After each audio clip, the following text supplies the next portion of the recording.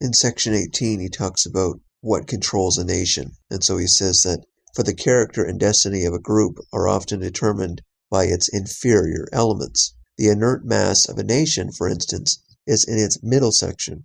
The decent average people who do the nation's work in cities and on the land are worked upon and shaped by minorities at both ends, the best and the worst.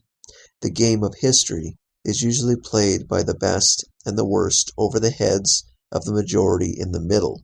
So this, of course, is pretty important. You might even have heard them called the silent majority sometimes. But the middle class tend to be considered the moderates, and they are constantly pushed back and forth by extremes on the left and the right. The problem with the moderate is they don't tend to define anything, and they tend to simply try to always position themselves in the middle between the two poles, but they don't control the poles on either side. It's the people out on the poles, it's the radicals.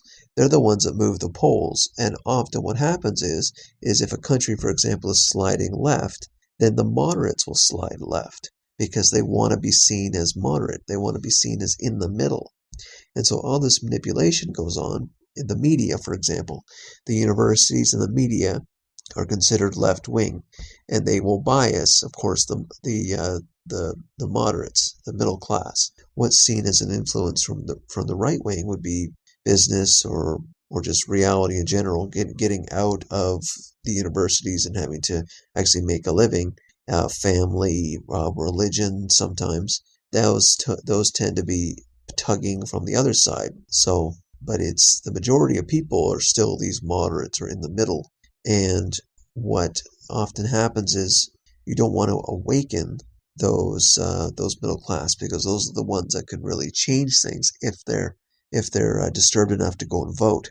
And so some people think that the Trump movement has done that.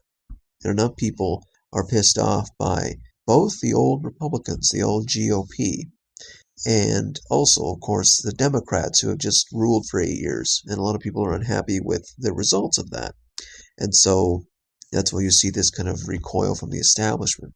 In a sense, what's happened is that the middle class has woken up and they want something new. They don't want another Obama 3.0, right, which is what Clinton would be. They want something new. So that's why Trump has done so well, is he's appealed to the sleepy middle class who tend not to awaken unless there's serious problems going on.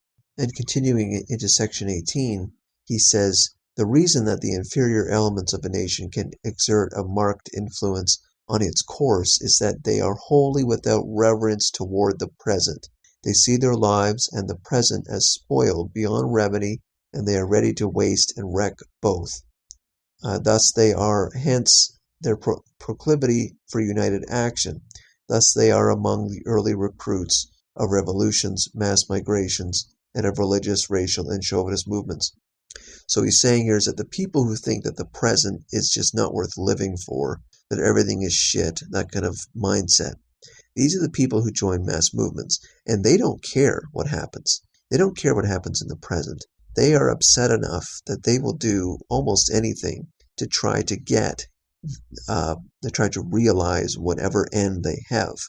And they will disrupt. They will often engage in violence. They will protest and things like that. Like if you look at a lot of the Bernie Sanders movements that are protesting at Trump rallies, these are the violent people because they think that the world is horrible and they want the United States to make a dramatic shift. So they're the ones engaging in all kinds of violence. They're the ones that often will flip over cop cars and things like that because they think that everything is awful right now. So whenever you hear that, these are the people who tend to join mass movements.